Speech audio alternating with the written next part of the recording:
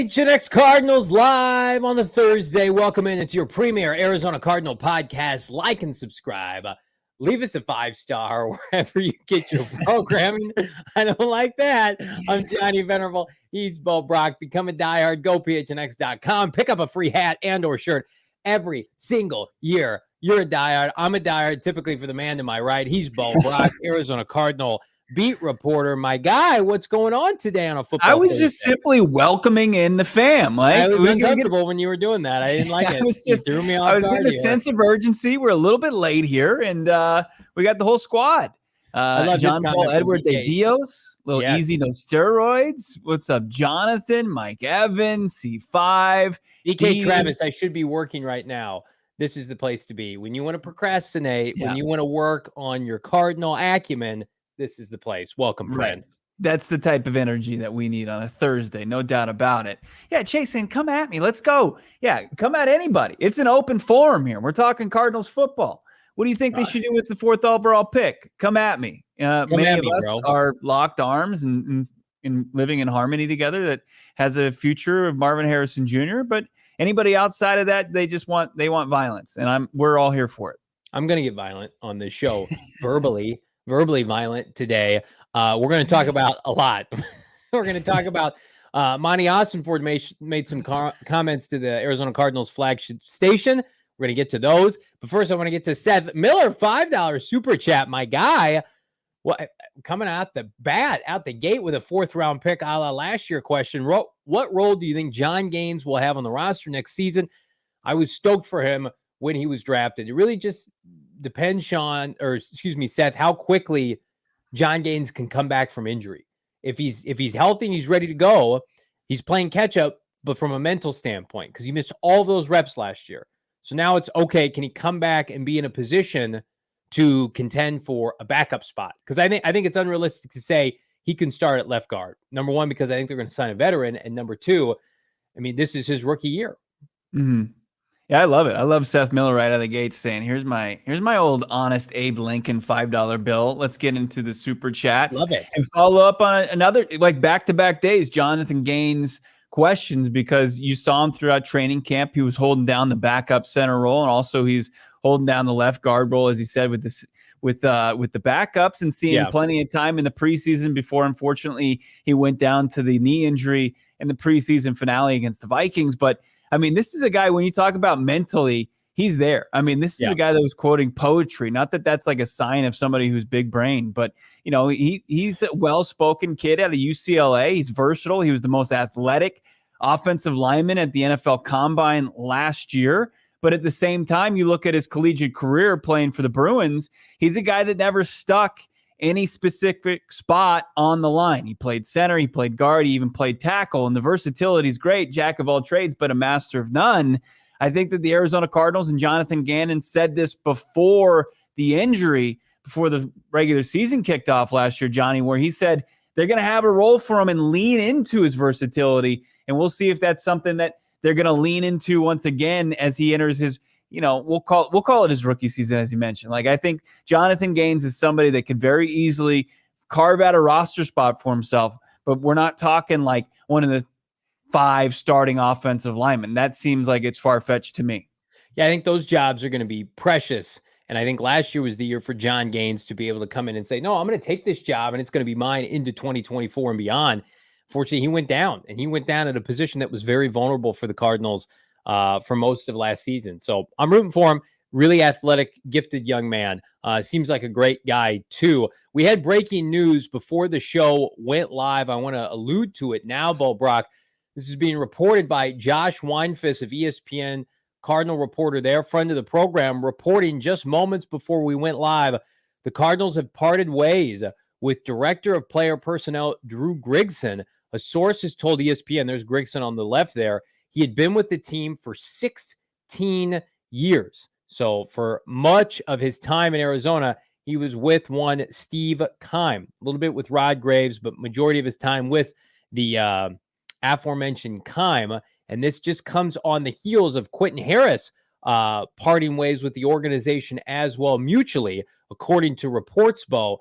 But now we've got some clarity here. And we touched on a little bit with Quentin Harris the other day. I'll double down on it. I mean, if you're a Steve Keim guy and you saw the track record of how this team operated in the offseason, specifically in the draft, it was not good. Fair or not, like, you're going to be cast a scarlet letter with this new regime. Like, Monti Ossenfort is putting his plan in place, right or wrong, and you got to let him see his vision through. And his vision right now is not with Steve Keim's guys, respectfully. Right. And Grigson was like the guy that they parted ways with yesterday in Quentin Harris, as you mentioned, from the previous regime. And they had those guys, work out throughout the offseason and through the season this year. And Grigson was somebody that I would see regularly at practice. I never spoke with him. But, I mean, if you've watched any of the flight plans, if you watched any of the Hard Knocks and you saw the guy with massive biceps that's involved in the college scouting, I mean, it was their director of player personnel and Drew Grigson. And he's, as Josh points out, 16 years with a departure here and there. I mean, yeah, he's been in this organization a long time, like Harris was, like Steve Keim was. And I think he fell victim, and I say victim for probably lack of a better term, to not being one of Monti's guys. Probably not so much just because he's just thrown into the corner with Steve Keim, who unceremoniously resigned in the previous regime. I think that there probably is a lot of respect from Monti Ossenfort and his current front office and scouting department for Drew Grigson and for Quentin Harris.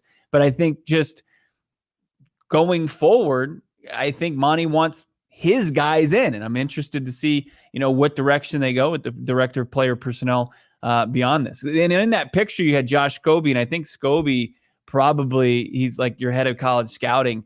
He was out there at the Senior Bowl, so I got to assume he's a holdover. He's moving forward with the organization. Yeah, and that's what last year was. It was a vetting process, right? And they allowed Adrian Wilson to leave. He took a role in Carolina before the season even kicked off. Ossenfort, and Adrian Wilson, respectfully allowed him to pursue other opportunities last year. But listen, I think two things can be true. It's sad when anybody loses their job, right or wrong. And to your point, Bo, we don't know the implications of, was he combative with Keim? Was he agreeing all the time with Steve Keim? Like, I couldn't tell you anything about Drew Grigson and his reputation, right? Here's what I can tell you. The Cardinals have been the worst drafting and developing personnel team top to bottom outside of maybe Carolina in the NFL during Keim's tenure. Nobody was worse at drafting and developing players. So again, you can blame that and you can cut the snake off at the head and hope it dies off. But at the same time, you're also going to need to vet the entire process, the entire structure of how you choose to scout players. And he sounds like most everybody, not everybody, but most everybody got a year incumbency period to see if they were going to be a fit for what Ossenfort wanted to do. And apparently Drew Grigson is not a fit for what they want to do. But he had a full year, and hopefully he's got his affairs in order. He can take another role in the NFL. We root for people to have second chances. But at the same time, none of us can sit here and say the Arizona Cardinals were well run from a drafting, scouting, developing perspective. They were one of the worst. I see AUS in the chat being tongue-in-cheek, but there's a lot of truth to these comments here. He's saying Ossenfort's first-round pick, Paris Johnson Jr., played 1,100 snaps as a rookie, and then Keim's first-round picks in conjunction, Humphreys, Kimdichie, Reddick, Simmons, David Collins played that many snaps total. So obviously that's tongue-in-cheek, but and maybe he added all these up. Good on you if you did, AZ, but that's what it felt like. We never saw DJ Humphreys as a rookie. Is that Drew Grigson's fault? No, it's not. But you're part of an infrastructure, fair or not. If you work for a Fortune 500 company and the CEO is terrible and the AVP is terrible and the vice president's terrible and you're just, a professional work employee, your job's going to be at risk because of those people's poor decision making. Fair or not? Yeah, I see these two guys that have departed the organization, and these are via reports. Who had the report yesterday? Was it Odegaard that had the report? No, it was Johnson from. Oh yeah. I'm sorry. Yeah. CBS Sports had that, right? CBS Sports. Yeah. And then you had Weinfuss with the report today that Grigson was following Harris out the door. I don't think these guys are necessarily victims in being guilty by association with Steve Keim. I mean, I think that these were guys that were holdovers, and much to what you said, it just was a difference in philosophies going forward, and more so Monti Ossenfort is very prepared, and I'm sure even before he got his job, had a person that he viewed for the role, and it wasn't somebody that was already in house, which would have been very unlikely. And that's often what happens when you go externally for hires, and it's benefited the Arizona Cardinals, which is good. This is all good, and with 16 years experience working for an NFL organization, I think Grigson probably will land on his feet somewhere, especially with having a title that he had. Greg, $2 super chat. I've caught myself using the empty calories Johnnyism. That's tremendous. I hope that everybody here in the chat takes catchphrases and sayings from this fine program and implements them into their daily life, like empty calories. I'm going to tell you what's not going to be empty calories, though. The Arizona Cardinals free agency tour this year. The Arizona Cardinals kick off free agency, as does the entire NFL, in a matter of weeks. We got the NFL Combine next week. Then we've got a 1 week buffer. And then, baby, it's free agency. And we alluded to it, Bo Brock. Monti Ossenfort was on local Arizona radio, Arizona Cardinals flagship station this morning, and basically said, we want to be a draft and develop organization, but at the same time, we know we have to, and we're going to be active in free agency. That's great. I think that just pretty much confirms what we've been speculating, right? I mean, when you look at the cap space, when you just kind of listen to the end of the season press conference from Jonathan Gannon saying, expect, significant turnover in this roster. It just makes sense. Like he emphasized, Monti Ossenfort emphasized that, this is going to be a draft and develop team. Don't get that skewed by him saying that they are going to be, quote, active in free agency. And that's going to really depend on how the market shapes out with players that they identify that they feel can fill needs. But yeah, I mean, they're going to be way more active than they were the last 2 seasons, the final season, off season of Keim, and then the first season of Ossenfort, which was cleaning up the mess left by Keim and really kind of getting it in working order for this offseason. So it's exciting. Like, I think that, this is not a team that views free agency as a true path to get better. It's not one that you're going to consistently find avenues to get better, but every once in a while, you're going to be able to find, in a player that was somehow hit the open market that you're going to overspend for, but is probably worth the investment to kind of fill that hole. Yeah, you can't sit out free agency yet again. And I know Ossenfort was deemed with almost an impossible task last year, but you have to remember even the year before that, like Keim didn't participate in free agency. They have not been active in free agency since we've launched PHNX Cardinals. We have not had a free agency period where we're standing by, we're trying to, get content and cover this team, and everybody else is excited about moves. The Cardinals have just sat it out with respect to the Kazir Whites of the world, which is wild. Yeah. But at the same time, it's like you want to have, reservations for giving guys too much money, to be overly proactive on bringing, players from other teams here that, they're cast aside for whatever reason.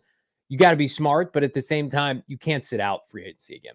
This roster is too thin, especially in the meat of it. The depth is not there. We talk about the depth every day, the lack thereof on the defensive line in the front seven.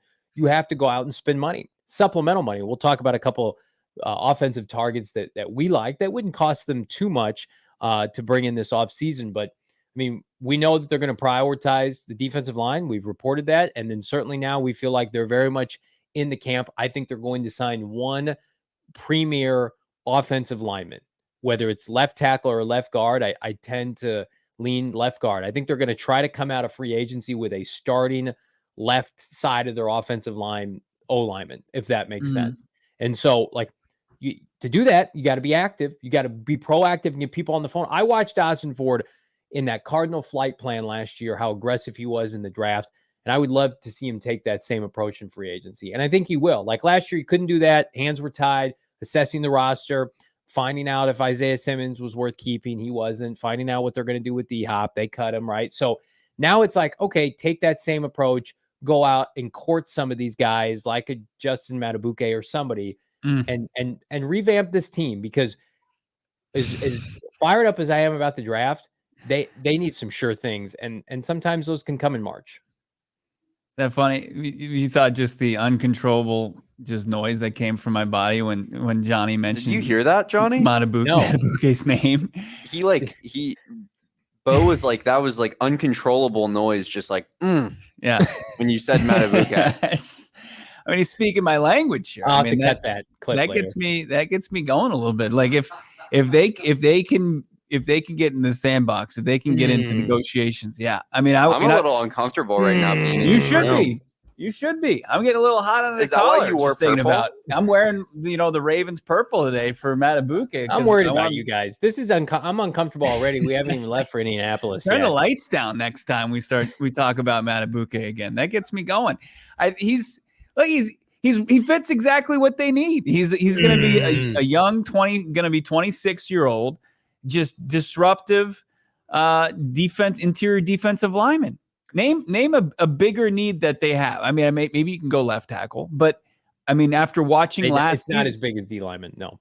Yeah, it's Justin Matabuke. So I mean, that's I can't wait to see. I'm sure they've got probably a pretty short list, and then after that, it's like, okay, here's guys we view as acceptable players that we think we could sign to reasonable deals. But I think that they've got guys that they much like a draft board. I think that they have a list of free agents that they say, okay, I've watched the tape, and that's the key thing about NFL free agents. We were talking out there in Super Bowl Radio Row, people, the ALLCITY network, about different contracts for different players, especially on the defensive line. There were two big key free agents that signed big deals last year, right? There was it the Seahawks? They signed defensive lineman Draymond Jones from the Broncos, and then Zach Allen goes from the Cardinals to the Broncos. And it came down to Denver just didn't want to pay Draymond Jones because when they looked at the tape,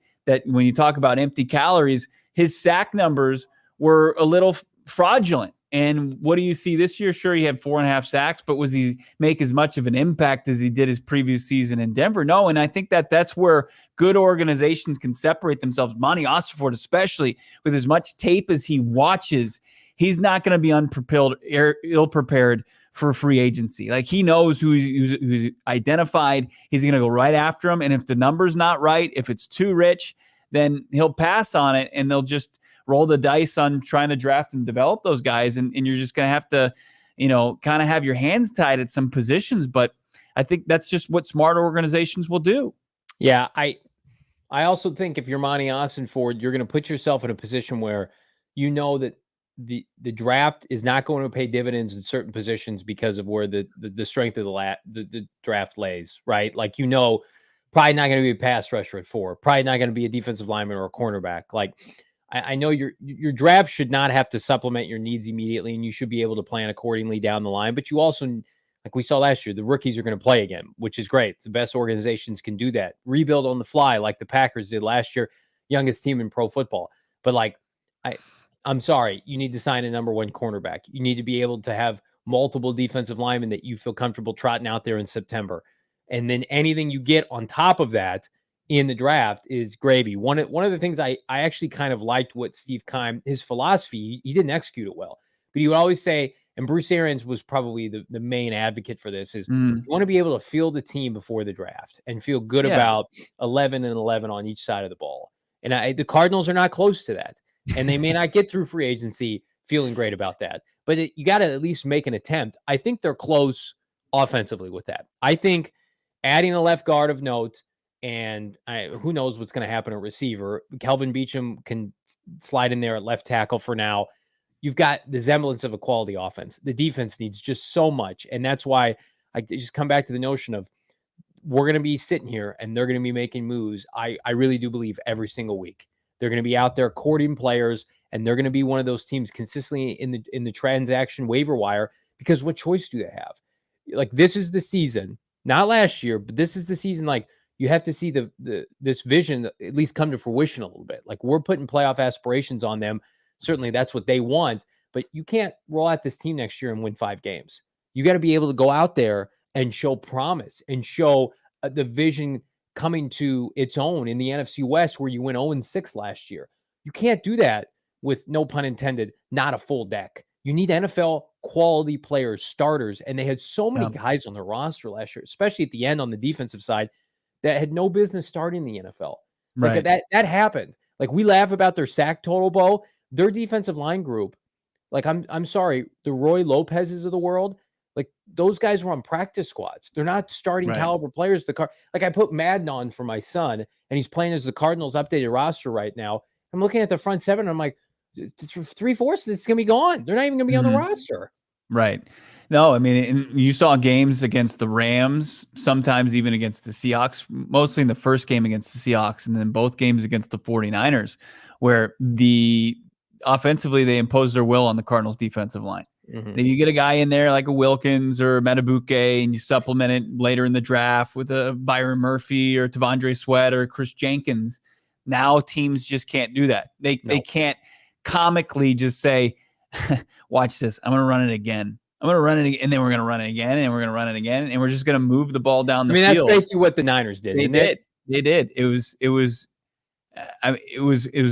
wild to watch. It was tough to watch, and you knew what was going to come. And you got the Sean McVay dialing up the same thing each and every play, and they ran it 9 out of 10 times for a scoring drive to open up the second half, and that was it. It was over. And if you get players that are available and you have to overspend for it, it would change the complexion of your defense from kind of a laugher into you can get up if you play your cards right, if you're mechanically sound and your gaps and all that you can get off the field. Deuce, $2 super chat. Deuce, we love you, my guy, friend of the program. At least we know Monty doesn't have a linebacker fetish. He does not. The linebackers that are on this team, that will be on this team, are, let's just say, frugal free agent signings and day 3 draft picks. And they're going to be much more effective than the upteenth first rounders that Keim drafted at the position. Go find your own version of Fred Warner late in the draft. Like that can be done. And if Jonathan Gannon and Nick Rowles have anything to say about it, they will produce. So Owen Papo rings a bell. Is he going to get an opportunity to compete this year? So the premium positions are going to get the premium money and the premium draft picks, rightfully so. Jason, go ahead, Bo. I'm sorry. No, I mean, I was only going to maybe kind of echo those comments as far as the non-premium positions. I mean, they've got the 2 safeties on the roster already. But I think there's confidence in this coaching staff that they can develop that position. And then you've got the linebackers. And even if they brought back a Chris Barnes or Josh Woods or maybe the younger version of that at similar type of deals that those guys signed last offseason, I think they would be comfortable with it. And Monti Ossenfort now knows even better what type of off-ball linebacker Nick Rowles and Jonathan Gannon want. And maybe if it wasn't completely Barnes or Woods, I'm sure they liked what they brought, but he can go find and identify that in free agency and not break the bank. Like when it's Frank, was it the kid from the Panthers who kind of terrorized the Cardinals a little bit? Mm-hmm. Again, he's projected to make $40+ million in free agency. Like they're not going to do that. Like just because Monti Ossenfort has a gift card to a store, he's not just going to go spend it all there if he didn't like any of the items there. Yeah, he's not burning a hole in his pocket. And they want to carry money into every offseason so you can pick and choose your spots. This will be the most active, though. Jason, $5 super chat. Been seeing this a lot, Jason. Mo needs to get the nickname Agent 48 the way he's going to kill it in the draft. I've never had so much excitement over the offseason. And what's funny, Jason, and everybody here in the chat, the offseason, like we wrapped up our coverage at Gila River. It was like 6 weeks ago. There's been a lot that happens around the NFL. Nothing's happened with this team in 6 weeks. Like last year, we had a coaching search and a GM search, and people were fired and people were hired. And we got down to the nitty gritty of Super Bowl week with Kyler Murray. We have had nothing in terms of real tangible news. And that's probably been a good thing with this team since the finale where Matt Prater missed that field goal both against the Seahawks and they secured pick 4. It's all been speculation. That is about to end. We are about 3 days away from that ending, and we're kicking it into high gear. We're going to have real tangible comments from both JG and Monti Ossenfort live at the NFL Combine. You will not want to miss our coverage. But yeah, 6 weeks into the offseason, and it's not here yet, but it almost is.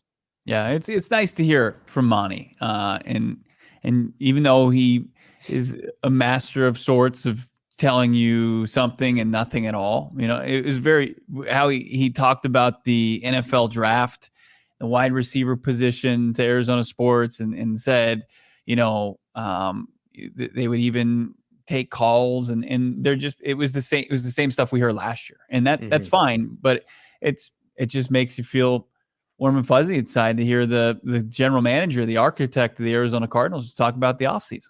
Yeah. We got so much on tap on today's show.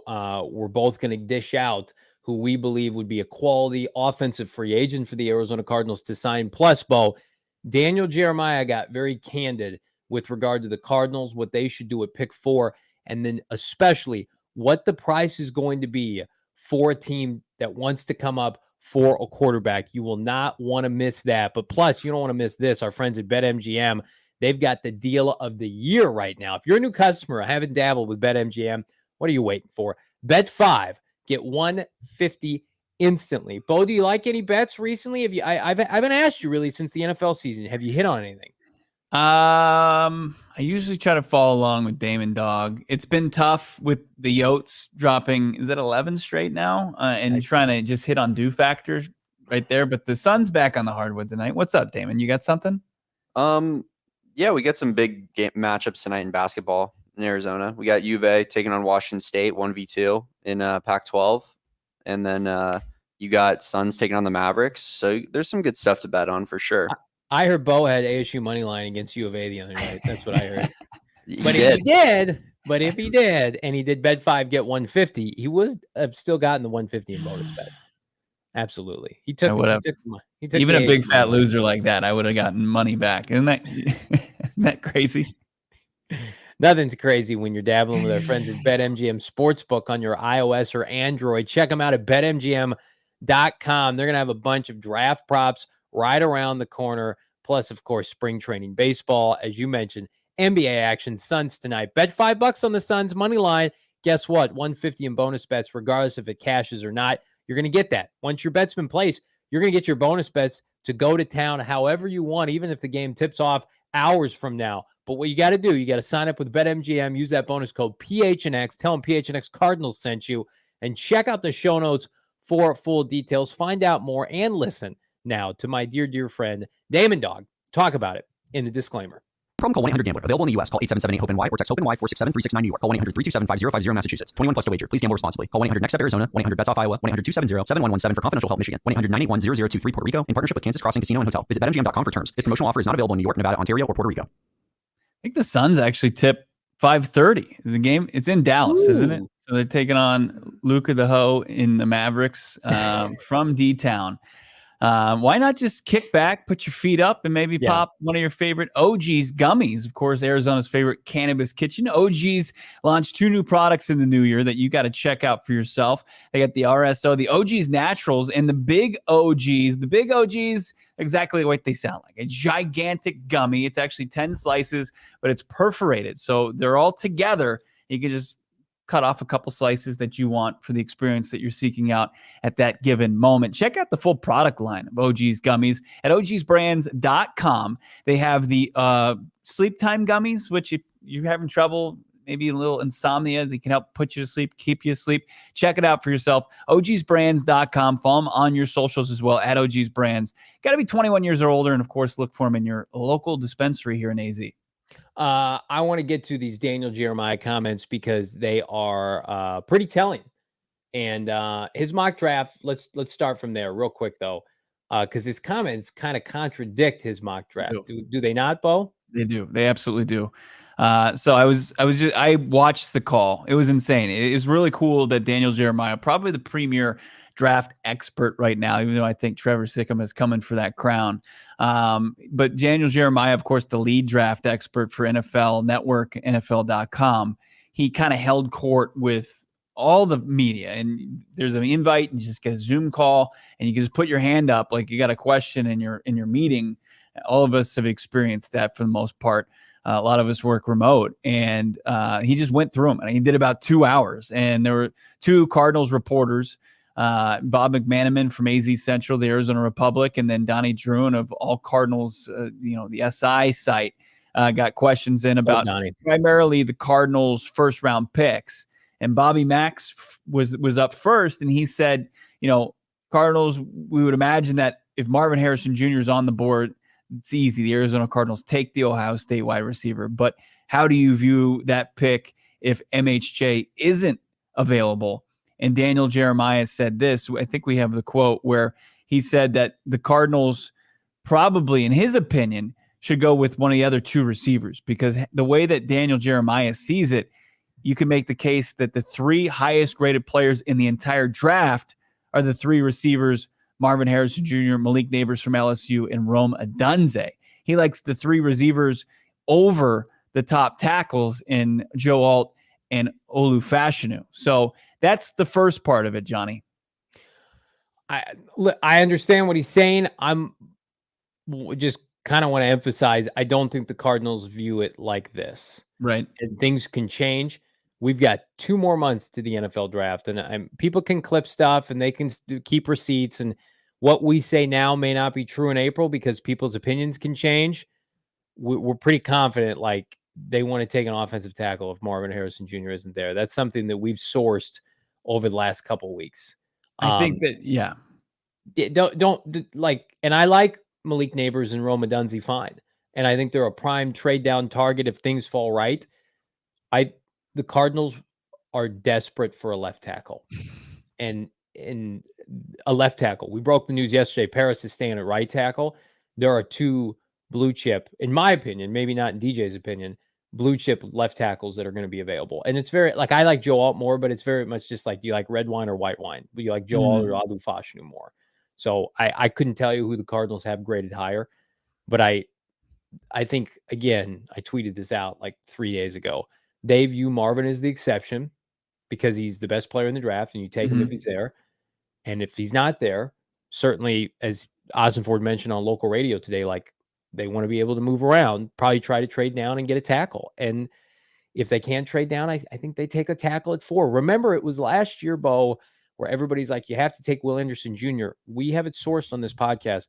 They would have taken Paris Johnson Jr. over Will Anderson. Like, they don't care about the narrative of, well, you got to take X player because he's popular in the media or he's this, that, or other on somebody's big board. I think they would rather take a tackle than a receiver after MHJ is not there. I think you're right by saying they're hell-bent on getting a tackle. Mm-hmm. They are. And, as you said, Marvin Harrison Jr. is the exception. He's the guy that you can't pass on Marvin Harrison Jr. But if you don't have the opportunity, if he's to pass on him, then, I think DJ just has Rome Odunze and Malik Neighbors actually probably flip-flop that. Neighbors and Odunze just graded higher. I think he's just basing it on grade, and he sees it, okay, well, give Kyler Murray a playmaker, and it's a great thought, but that's not and there's differing opinions as far as how they want a team build. How you build a team. Absolutely. Right. And that's not how I think, Monti Ossenfort wants to approach it. He would rather have a steady tackle, and then you can just set it and forget it as far as your tackles of the future, and then build the rest of the team. And it's like, I'm not saying that that's the right decision, by the way. I don't think Bo is either. Like, but I'm not going to sit here and lie to everybody. Like, that's what we're hearing the team wants to do.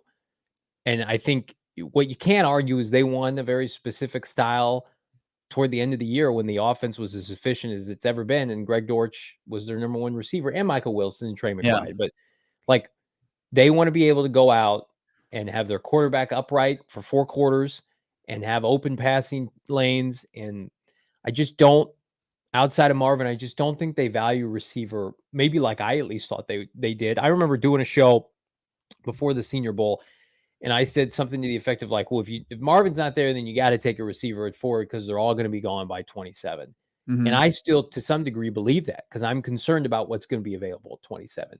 Troy Franklin, he's fallen in every mock. Is he really going to fall on draft day? Or in a world where Treylon Burks goes top 20, you don't think Troy Franklin could sneak into the 20s? Like, that's a real thing that they're going to have to concern themselves with.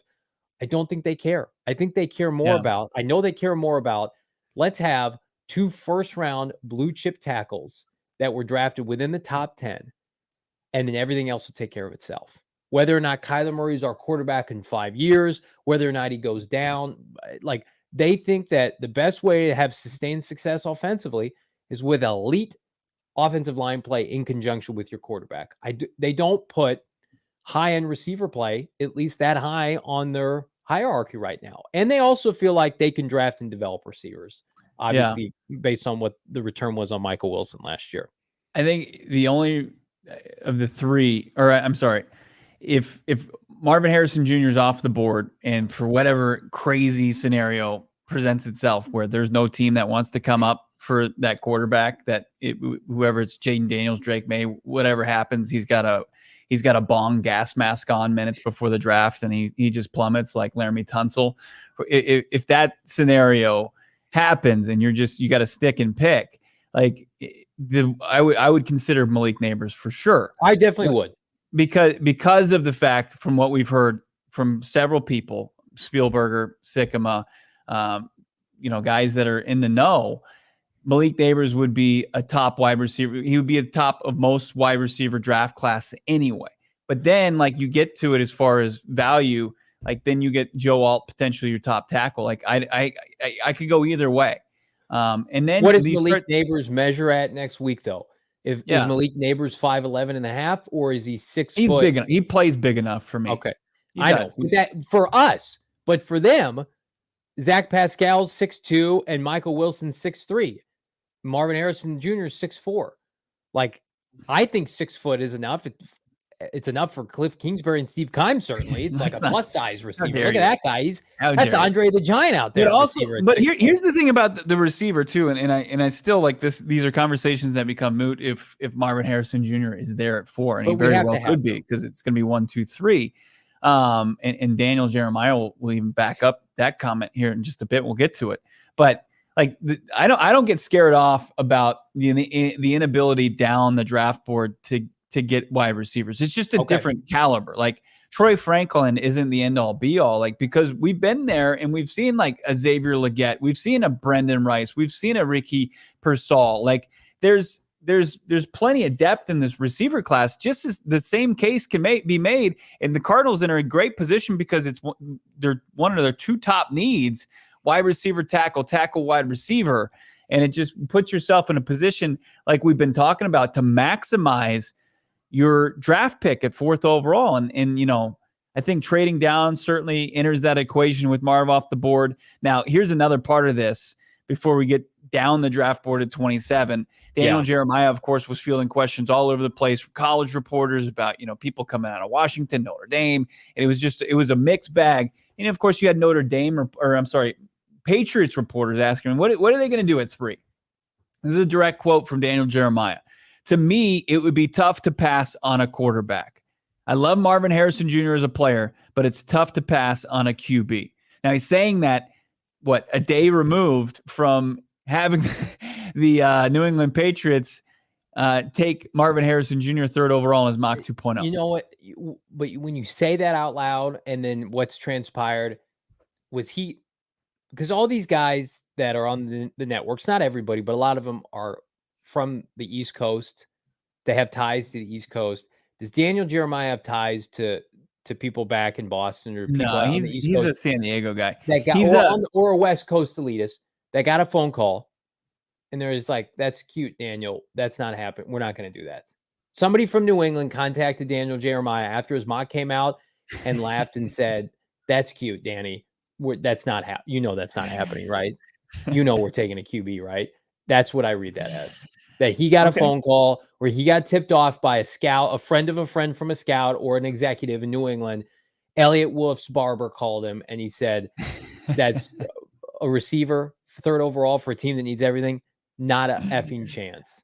Because I'm going to tell you right now, you don't put your mock out with your name stamped on it a week before the draft and then come out and be as robust as he was. What's the rationale of the mock then, Daniel? Because it makes that mock irrelevant, in my opinion. Right before the combine, he got tipped off by somebody in New England that said, "Not happening." And that's it was Big Daddy Wolf. That's right. It was Ron Wolf, who we talked about yesterday. Called him, and he was basically like, "You're dead to me. Update that mock draft." That's what he said to Daniel Jeremiah. Don't you feel like something like that happened? How dare you besmirch the great Wolf's name by mock drafting a wide receiver when there's a clear need for quarterback?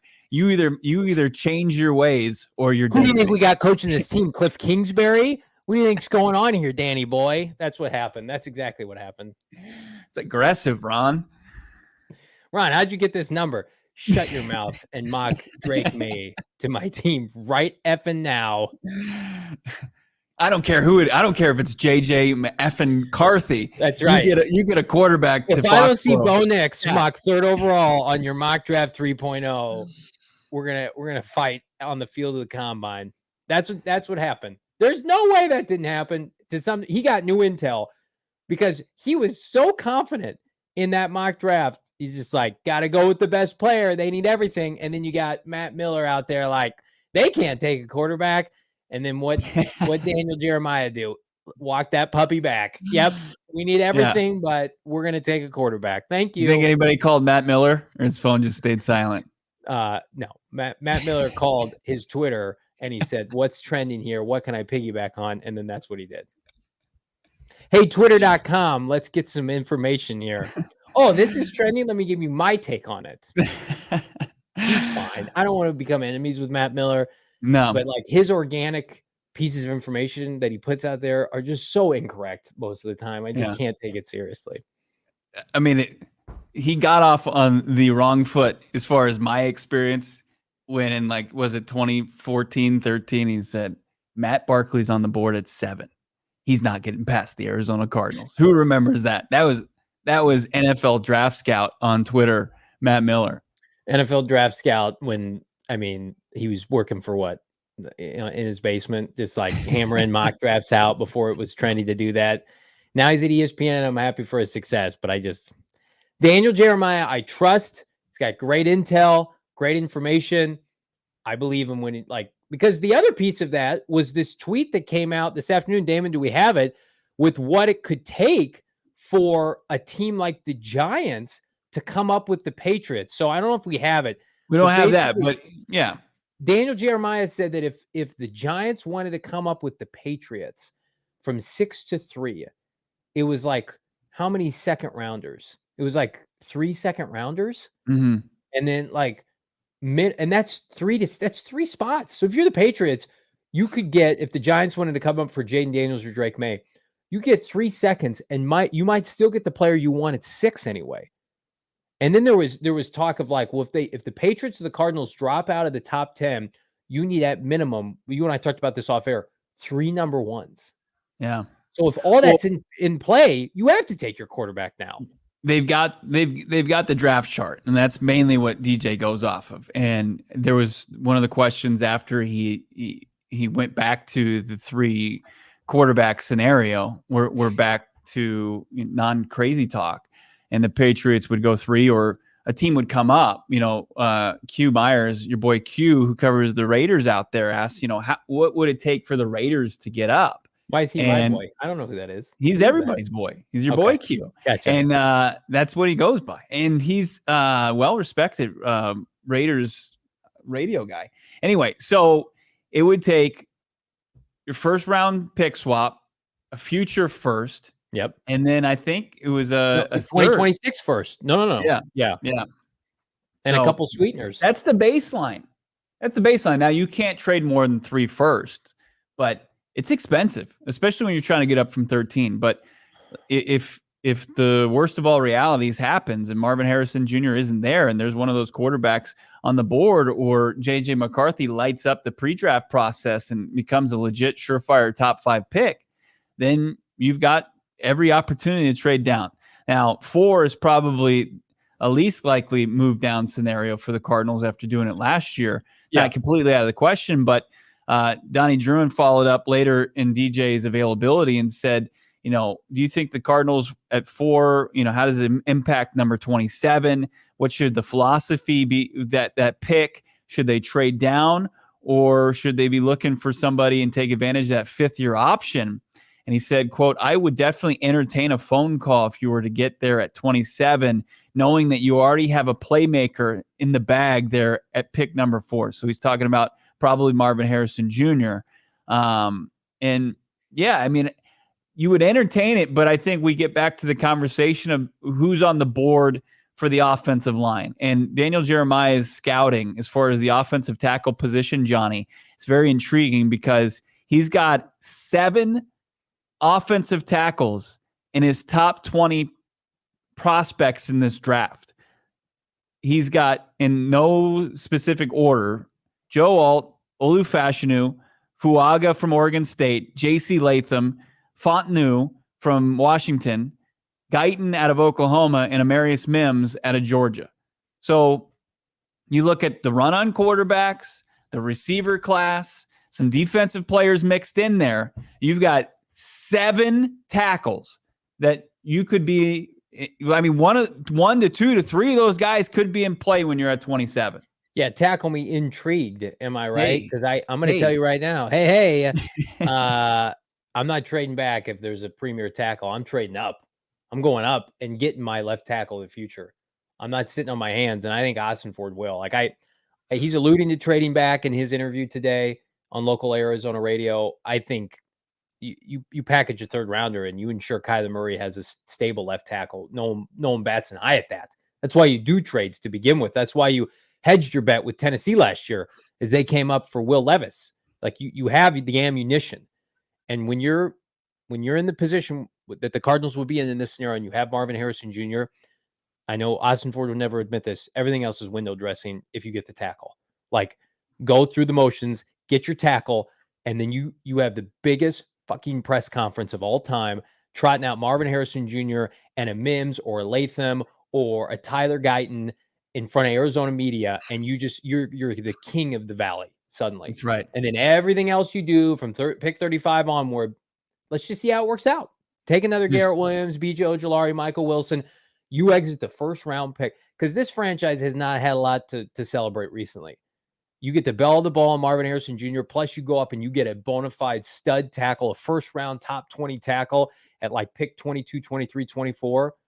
Now you're cooking with gas. Now go look your franchise quarterback in the eye and say, hey, we got you, man. Here's your left tackle. Here's your number 1 receiver. Let's go win 10 games next year. Day 1 of the draft. Oh, we got 2 more days left. But after day 1 of the draft, hey, your offense, for the most part, it's set. You're done. You're walking into that press conference at the facility in Tempe. You're walking up with some swag, and I don't know what you prefer. You drop the gritty on them. You dab on them. I don't know what Monti Ossenfort. I don't know what Ossenfort would be about, but he would be walking with some swag in that press conference because he's just like, hey, the offense for the most part, it's set. You got it. You got your right tackle of the future already in place. Left tackle of the future. Big time 6'4" playmaking wide receiver, coupled with the 3rd round receiver that I got last year. You know, the tight end of the future is already here. Got James Conner running an eye clip. Probably address the left guard position in free agency. It's looking damn good. And you don't think Monti Ossenfort, and he would never admit this, has had to hear about, oh, you guys kind of bungled the Houston pick. Oh, it's way too low suddenly. Look, Houston got the top 2 rookies last year. Offensive and defensive rookie of the year. Cardinals felt like they had to backtrack into 2024. Yeah, you had a nice draft class, but, where's your start? No. That ends now. You get a Hall of Fame caliber receiver at number 4. There is nothing prevent. Every year, teams want to trade down in the early 20s. Every single year. And the Cardinals have the ammunition. Pick 105, pick 90, pick 71, whatever you want to do. You cannot afford, if you're Monti Ossenfort, to sit and wait because of what Daniel Jeremiah said. 7 tackles in the top 20. And now we know definitively if they take Marvin, you're not going to take a receiver at 27. So it's like, you got to go up and be aggressive. And I think you will. I think this is the year we see Ossenfort trade up. He traded down not only at pick 3 last year, he traded down in the 2nd round. Well, but he traded back up from 12 to 6. For sure. I mean, that's a good point. He's just he feels it out, and I think that was what probably the most masterful thing he did last year was we want to tackle. We desperately want to tackle because we are a team that is going to build its offensive line through the draft, and we really want to emphasize it. And he saw like, oh shit, I'm going to be there at 12, and my options is going to be like. It was Darnell Wright wasn't even on the board at that point, right? It would have been like Paris Johnson probably would have gone to Atlanta. or Vegas, and He's then going to Vegas. right? Skronsky and then Darnell Wright. And then you're sitting there and you're taking the kid out of Georgia. Huh? Could you imagine this team without Paris Johnson Jr. last year? I mean, you start Beach or you keep Josh Jones. I don't know what your decision was, but it wasn't with the upside that Paris Johnson. Respectfully, you might be picking first overall. I think Paris Johnson Jr. was so impactful for what this team had stability-wise in the offensive line and an igniter in their run game as the season went on. You'd be picking top 3 for sure. You would not be picking 4th overall. Really good stuff in the chat. Bunch of super chats I want to get to. Let's start with our guy Deuce. The number 1 wide receiver re-sign offseason will be Dortch, not RM Rondell Moore. Per snap, Dortch was more productive. I don't think we see Rondell Moore or Brown in 2024, 2025. Adios. Well, I think Hollywood Brown's gone unless he comes back for absolutely next to nothing. Like we're told would have to be a very, very team-friendly deal. That's not going to benefit Hollywood. Cardinals have a different idea in mind. Rondell Moore's under contract right now, and Dortch isn't, Bo. So that's got to feel itself out here in the next couple of weeks, does it not? Yeah, I mean, the Arizona Cardinals, as of right now, have 3 wide receivers under contract. I mean that's excluding practice squad players. Players maybe you could say you're excited about, but who've done anything at the NFL level, they have 3 guys. So it's a position that when we have our conversations about what they'll do in the draft and how they'll approach it, regardless of what happens, they're revamping the position. And the one thing you can say, like if they do emphasize the offensive line, they still are going to bring in wide receivers that are more tailored to this offense, which is going to benefit Drew Petzing and Kyler Murray, and it's gonna have a different look than it did last year. Even if they bring back exclusive rights free agent Greg Dortch, which you hope they do, they still have to add. I mean, that still only gives you 4 guys. You're going to add at least 1 in the draft, and so that puts you at 5, and then you probably add 1 or 2 more to compete for roster spots that are going to be bigger bodied guys that fit what Drew Petzing likes to do offensively and schematically. I saw somebody earlier saying like they don't like Zach Pascal. He's not any good. They signed Zach Pascal. They went out and signed him. He was starting games for them at the end of the year. Like he's great in the locker room. Coaching staff likes him. He plays teams. People they like Zach Pascal. Well, and he's big. He fits what they want. Aaron, $4.99 super sticker. Thank you so much, Aaron. We appreciate the support. A nice lemon avatar there. Let's hope the Cardinals pick isn't a lemon. Am I right? Topic 64, 1999 super chat. Dear friend of the program, so generous with his time, his comments, and today with a very generous super chat. So if we got Marvin at number 4, we would take a tackle at 27. Can't take Rome or Malik Neighbors at number 4 and still take a tackle at 27. The issue I see is no separation, fair point, and no playmaking since DeAndre Hopkins. We got to get a playmaker. McBride needs help. Well, I think Michael Wilson's a playmaker. I think he just needs to stay healthy, and I think a second-year jump with Kyler Murray is very much on the table. But you're right. Like, they don't have anybody the caliber of Malik Neighbors or Rome Odunze, even if they don't draft them. Like, that's undisputable. Like, they don't have they would take both guys if they could. They take Joe Alt and Malik Neighbors in a little bundle if they could. But we're told they're prioritizing the tackle over the receiver at this time, unless it's Marvin. And it like I said, it flip-flops. It becomes you lean into the depth of the position in wide receiver and just see who's available and where you have them charted. And is it Troy Franklin? Is it why am I spacing on? Is it a Lad McConkey? Is it Xavier Leggett? Yeah, absolutely. I mean, there's some talented wide receivers. I don't know if Coleman's going to get drafted at some point. I mean, yeah, 27 for McConkey, for Coleman. It's rich. Maybe too rich for sure. But maybe you start to address the defensive line there, and you take Byron Murphy II or Darius Robinson. I don't know. I mean, you got options.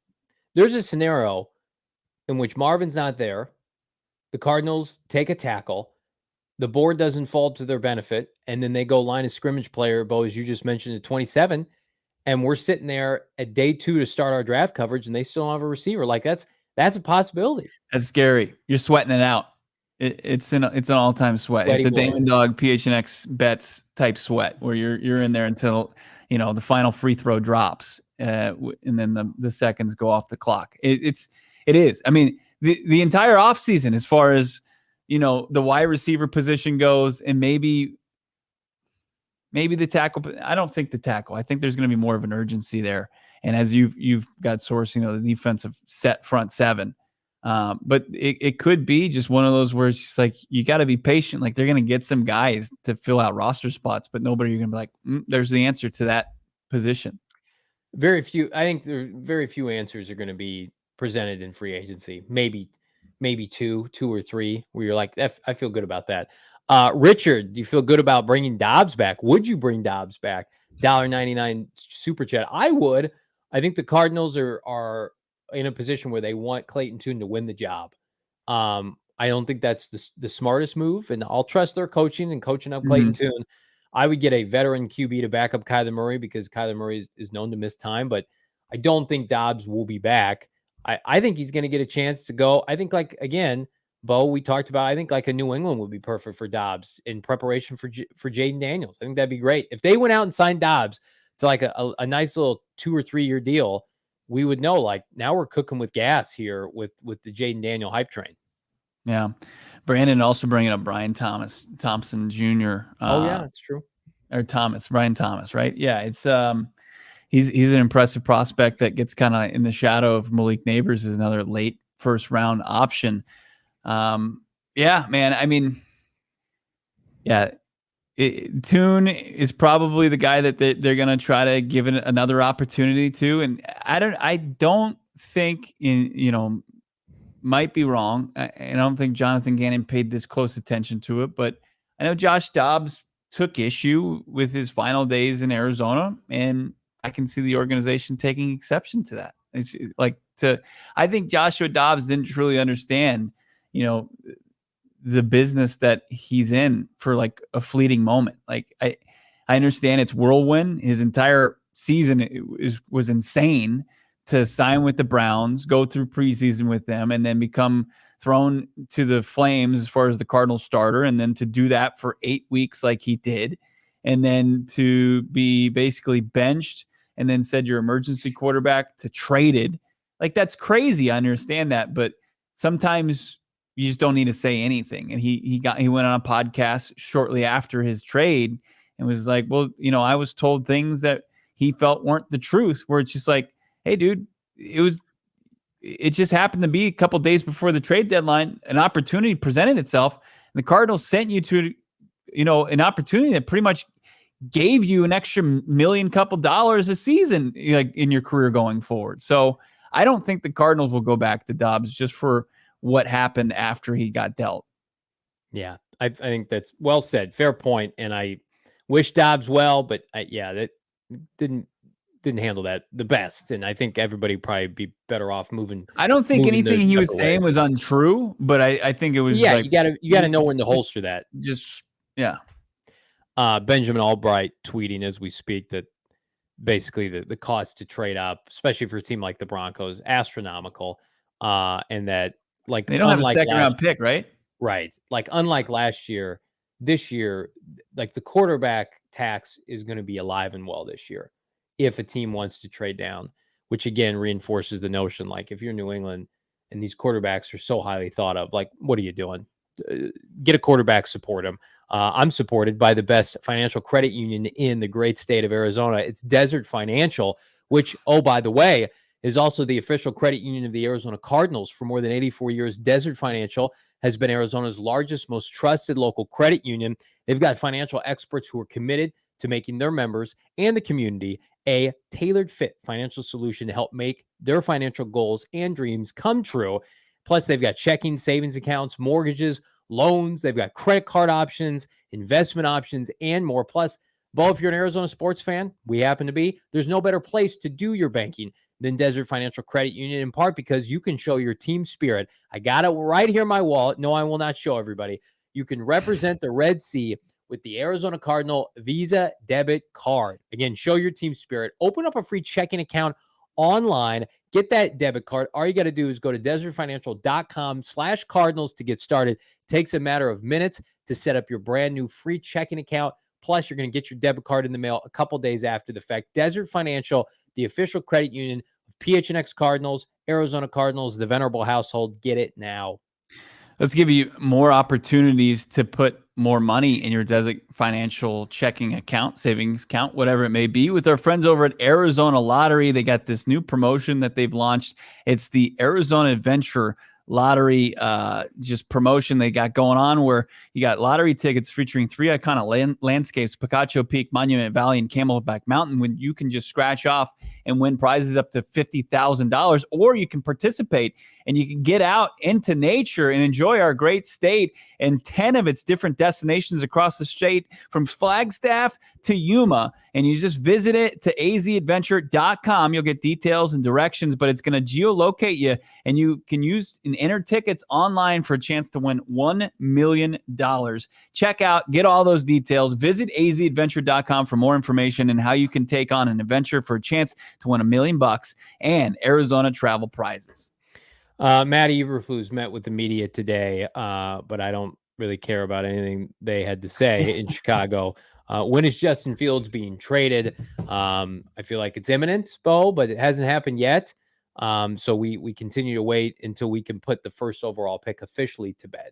Yeah, the cult of Justin Fields was in full force today, as they also had Shane Waldron go out there and just speak in generalities about, the offense and the roster and stuff like that. But in any situation, in any scenario, it could be a guy delivering pizza to their home. They want to see it as a sign that Justin Fields is going to remain starting quarterback for the Bears, where the inevitability is Caleb Williams is going to be your starting quarterback after the draft. So, or even before then when they trade Justin Fields.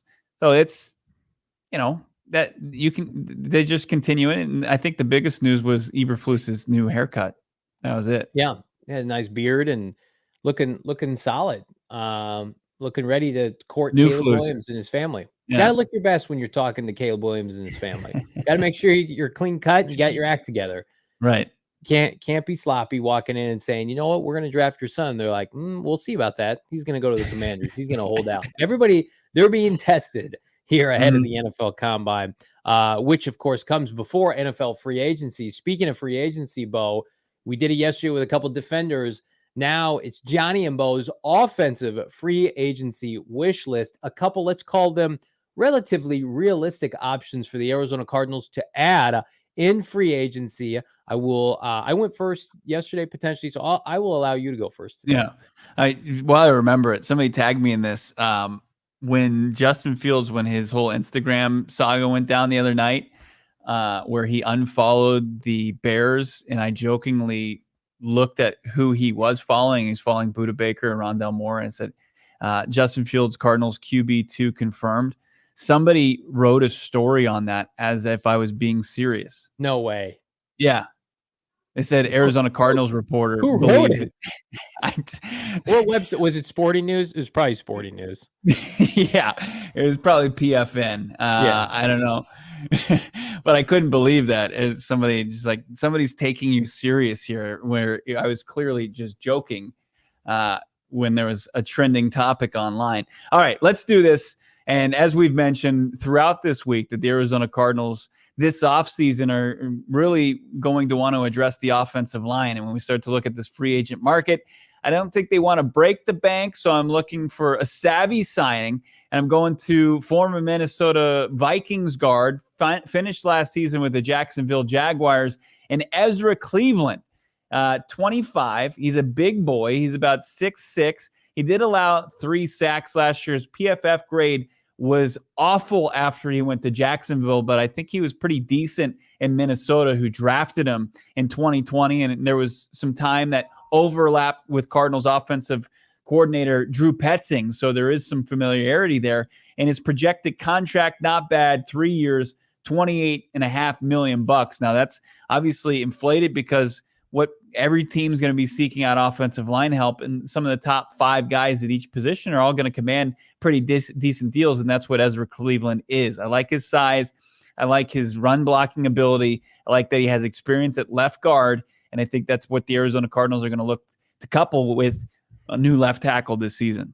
And I think I throw away his time with Jacksonville out the window, Bo. His PFF grade, obviously, as you mentioned, under 60, but historically in Minnesota, always in the high 60s, even low 70s at some point. So Yeah. I think you could truly look at this year as an outlier. I think the Cardinals would look at that.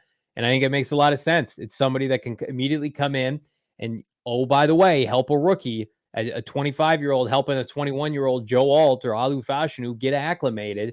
And I think the sweetener is his last name's Cleveland, and the Cardinals all have ties to the Cleveland Browns. So that makes sense, right? Who knows? Yelda Froholt, Ezra Cleveland, Will Hernandez. It's pretty solid interior offensive line, at least for a year. And I'm with you. I think that's the position to target if you're the Cardinals. Sure, they may sign backup tight ends and receivers, and who knows, but a starting caliber player offensively needs to come at left guard. No, it's not Elijah Wilkinson again.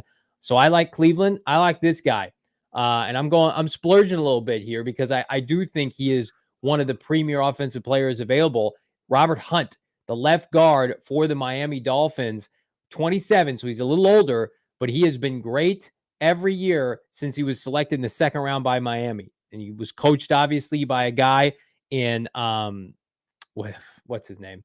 What's Mike McDaniel, who came from the Shanahan tree, very similar offensive structure, the Kyle Shanahan, the Shanahan offense, which is what the Cardinals run with Drew Petzing. He was one of the premier guards in the NFL this year, allowed 1 sack. As we've mentioned on this show, the Miami Dolphins are incredibly cash strapped. So are they going to be able to sign him and Tua and Christian Wilkins? And they I think they have a Connor McGovern, or they have another guard or offensive lineman that needs to be re-signed. So here's what I'll tell you. He missed like 6 games this year. He was hurt. But before that, he only played 11 games, 17-game starter every single season. So like your boy Ezra Cleveland, this year a little bit outlier. Can the Cardinals get a deal as a result? His projected contract, 4 years, $47 million, with probably right around 20 to 25 million guaranteed, equates to about $11 million per season. That's pretty solid. I think the Cardinals can manage that. I mean, they're not paying anybody. If you're paying a left guard $11 million to be one of the best players on your offense, I have no issue with that. 1 sack allowed this year. And it's not just Miami high flying with Tua and Tyreek Hill. This was a dominant run blocking unit. Raheem Mostert had a career year, 20 touchdowns. They play the kind of style of play that the Cardinals want to emulate with running downhill. The physicality and the versatility of Robert Hunt, I think, would be incredibly appealing for Gannon, Ossenfort, and Drew Petzing alike. So to me, it's like yours is very realistic, not conservative, but realistic. Robert Hunt is like if Ossenfort and Gannon get together and just like, we're going to go out and get an all-pro caliber player, somebody who's ascending, and we're going to get him at 27, 28, 29, and potentially 30. That's where Robert Hunt comes into play. Yeah, when I'm looking at PFF's rankings, he's the second highest ranked guard as far as the free agent class. They've got Kevin Dotson, who spent 2023 with the Rams. So yeah, he's going to be heavily sought after. But I think one of the points I think we've been driving home is that the Arizona Cardinals are going to go quality over quantity. Certainly they're going to have to fill roster spots, and you're going to lean on Monti Ossenfort's ability to scout, players on the open market. But I think they're not going to utilize free agency to go get, 5 guys to fill 5 different holes. They're going to try to find a guy that's going to help them at a need that they haven't been able to address in the draft yet. And the left guard position is one of those. Yeah, I think Robert Hunt, I love both these guys' size. Hunt is 6'6", 330. That's a big boy. He continues to fit the trend as coming off the bus and kind of winning that little game with Paris Johnson Jr. and whoever you decide to put at left tackle. You got some big boys plus Yelda Froholt and the just incredibly wide Will Hernandez. I mean, that's a pretty menacing group right there. So I like these options. I really do. So if they address it, those would be some good fits. And I like the McDaniel, Frank Smith, from the Shanahan coaching tree and how it works with what the Cardinals want to do offensively. Yeah, it's quality over quantity with the offensive line and with our friends at Inner Circle K, baby. Download the Circle K app today to become a part of the Inner Circle. It's America's thirst stop, which means the free new membership program. It's your new best friend. Save 25 cents per gallon on your first 5 fill-ups. and then save 3 cents per gallon every single day after the fact. I mentioned quality over quantity. How about every 6 free selection on a plethora of Circle K products, including pizza, coffee, ice cold fountain drinks, and more. Again, become a part of the inner circle with me, Bo, Damon, and somebody, I don't know, like Michael Wilson, big supporter of the inner circle, member with Circle K. Download the app today. Terms and conditions apply at participating locations. Visit CircleK.com for more details. It's National Margarita Day. Did you know that? And why I not did not. celebrate National Margarita Day with some margs, either at Someburros or to go, because they're going to hook you up. You can take margs to go. It's the greatest invention since, I think, the wheel. Someburros has to go margs that you can go and enjoy from Arizona's most loved Mexican restaurant. My family, we're there once a week. We haven't been there this week, so guess what? We're going to make it between now and Sunday. We'll go get some delicious. My wife gets the number 9, which is the folded taco dinner with beans and rice. My son gets the Niño's quesadilla. I always like to mix it up. Chimichangas, they get the rolled tacos. They got the, so many different, you got the green chili, you got the red chili. So many different ways to go. You're not going to find, you're going to be able to find something you're going to like on their menu. Check them out, Someburros.com, the newest locations in Goodyear, Peoria, and North Phoenix. They've been making those Sonoran-style recipes lovingly since 1986. Let Someburros cater your next big meal or event. Order online. Find one near you at Someburros.com. Did you know Blake Corum and I, University of Michigan running back, have the same workout routine? No. There I am with Blake Corum. Look at that monster. Oh my God. Blake Corum, this went on social media viral today. Getting after it in the gym ahead of next week's combine, Bo. It's the NFL's latest muscle hamster, right? Was it Doug Martin back in the day was the muscle hamster? Yeah. And now you got Blake Corum who's getting jacked for the NFL combine. Your legs are big when like the thigh portion of your boxers hugs your thigh. Like that, for most of us, that's not the case. It hugs our midsection. There's probably some sort of compression. No, those are like Walmart boxer shorts, and they're just clinging to him. If I see Blake Corum next week, first of all, we are almost the same height, but I would say unequivocally he could pick me up over his head and throw me across the room. Oh, easy, easy. Yeah, I thought he was about. Is he 5? He's 5'8". Is he 5'8"? I'm also 5'8" on my driver's so he's 5'8". Yeah, he's 5'8". Well, he's a playmaker.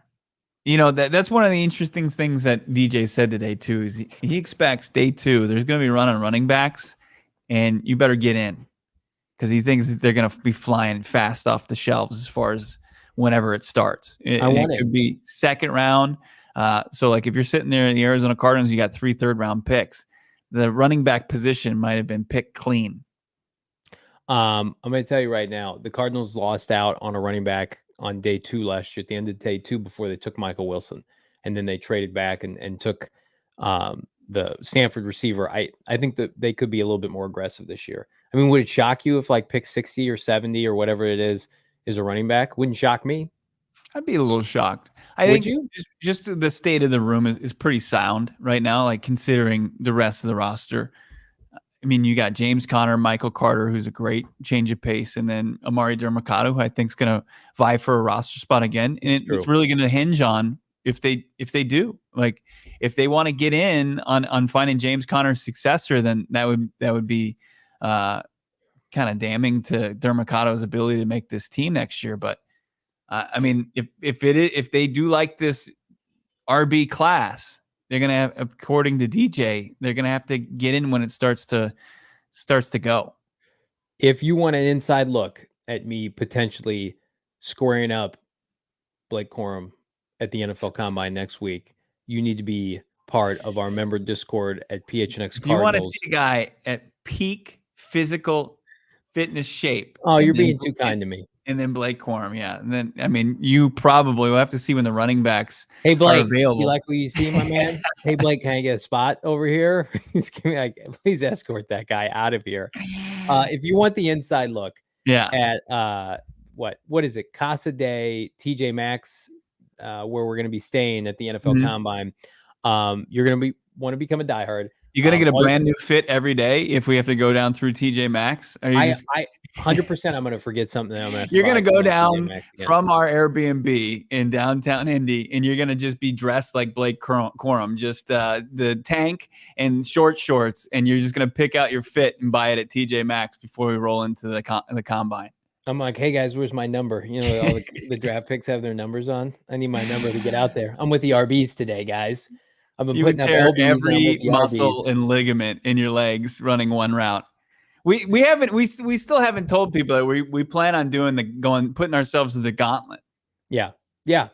We have PHNX Cardinals, former Arizona Cardinals wide receiver Britton Golden is attending the Combine with us, and we're hoping to do some screw around drills where we get to play some games, and then when we come back, we're gonna do some fun stuff here in the Valley. Right. But if you want an inside look at the Combine and what we're gonna be doing, you gotta be a part of the member Discord for PHNX Cardinals. We're going to be posting behind the scenes videos, insight that you can't find anywhere else. It's the best incentive, I promise you, to become a diehard. Plus, you get a free hat and or shirt. So you go sign up right now, gophnx.com.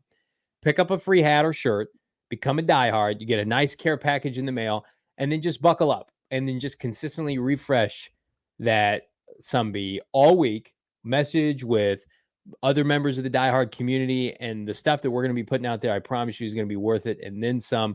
But you got to become a diehard. If you become a diehard, take a screen capture, send it to us. We'll retweet it on Twitter. Show you love from everybody here at PHNX Cardinals. Plus, we got so much good stuff coming this offseason that you don't want to miss, but you have to be a diehard to hear about it first. Go PHNX.com. Yeah, and that PHNX locker for all the great swag, like Johnny's hat he's got there. Of course, any of the great Cardinals T-shirts that we have. Now they're becoming throwbacks, and I can't wait to get some brand new shirts coming your way. Maybe a Maserati Marv tee. I don't know. Whoever they draft, probably going to get a sweet new tee. Don't miss out on it. But check out the PHNXlocker.com. And, of course, follow Johnny on Twitter at Johnny Venerable, at Damon Dog, DAWG, and at Bo Brack and at PHNX_cards. Everybody have a great rest of your Thursday. We'll wrap up the week before the Combine week tomorrow right here on PHNX Sports. See ya. We all silly like the mayor.